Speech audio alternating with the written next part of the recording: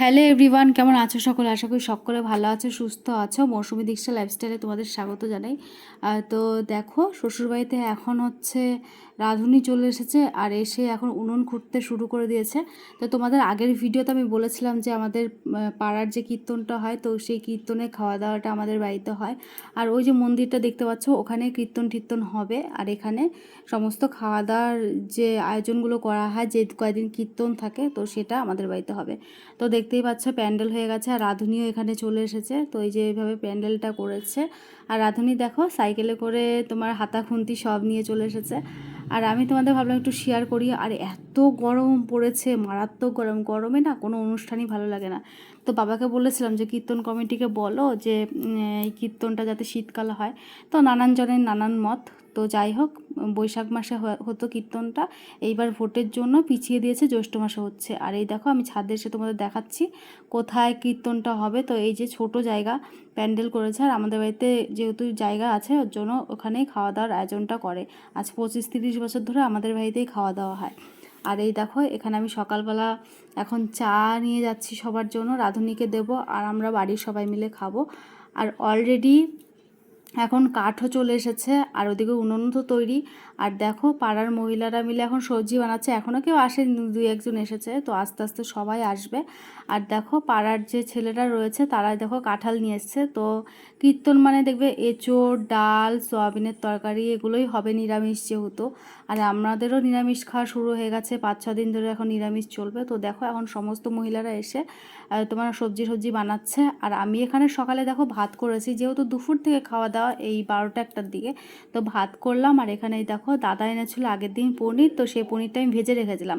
তো সেটাই আলু দিয়ে পটল দিয়ে পনির দিয়ে করছে। আর পনিরটা দেখো একটু তেতে গেছে।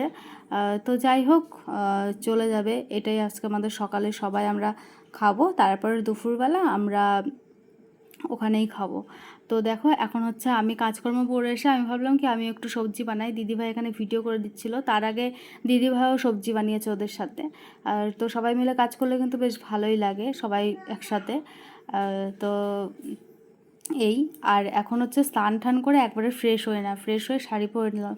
যেহেতু শাড়িটা পরি না, তো শাড়িটা পরেছে আরও বেশি গরম লাগছে। আর বাড়িতে যেহেতু লোকজন আসবে, শাড়িটা কিন্তু পরবই এই কয়দিন, যেহেতু যেখানে যেরকম সেখানে সেভাবে তো চলতেই হবে। আর মামামকেও স্নান করে দিয়েছি। আর আগের দিন তো ভিডিওতে দেখিয়েছি নতুন বেড কাভার, মামামের বালিশের কাভার টাভার সব চেঞ্জ করে দিয়েছি। আর দেখো এত গরমে টিপও সরে যাচ্ছে। তো এখন দেখো এই যে 12টা-1টা বাজে, এখন হচ্ছে খেতে দিয়েছে। তো কীর্তন কমিটির যারা এসছে গান করছে তারা এখন খাওয়া দাওয়া করছে এখানে। তো আর ওদিকে কিন্তু এই যে এঁচোড় টেচোড় সব কাটাকুটা হচ্ছে। আর আমি মাম্মামকে নিয়ে এখন চলে আসলাম আসরে। তো বললাম মাম্মামকে, মাম্মাম একটু ঠাকুরটা দেখে আসি। আর দেখো ঠাকুরটা দেখে না একদম মন ভরে গেল, কত সুন্দর করে সাজিয়েছে। এখানে পুজো হচ্ছে, তো পুজো তো দেখতে পারিনি, কিন্তু ঠাকুরটা দর্শন করে গেলাম। আর এখন এই যে গান বাজনা হচ্ছে, কিন্তু আসরে সেরকম লোক নেই। কারণ জানো কিসের জন্য? যেহেতু এত গরম পড়েছে, গরমে মানুষ বেরোতেই চাইছে না। তো এর জন্য শীতকালে কীর্তনটা বেশ ভালো লাগে বলো। তো দেখো আমার টিপ কোথায় উড়ে গেছে গরমে, তার ঠিক ঠিকানা নেই। তো আমি একটু বসে কীর্তনটা শুনে ঠাকুরকে নমস্কার করে তারপর বাড়িতে চলে এসেছি।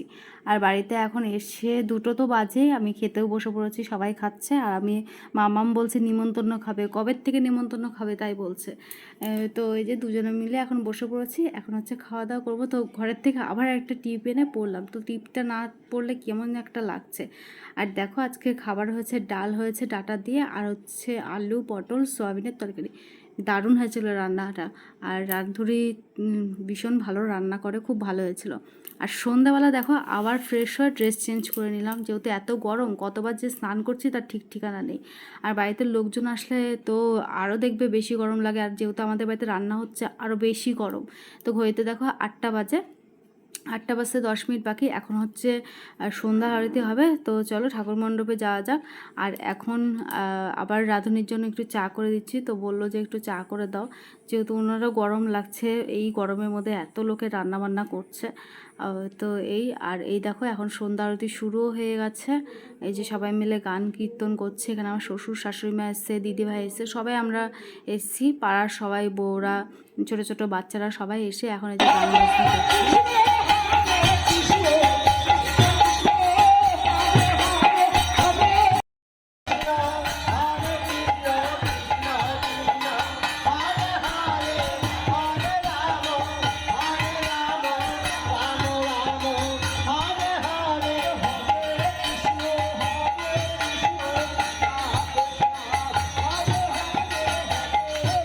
আর আমাদের সন্ধ্যা আরতি প্রায় শেষের মুখে। তো চলো এখন বাড়ির দিকে যাওয়া যাক, বাড়িতে যাই। আর তার আগে আর একবার একটু ঠাকুরকে প্রণাম করে যাই।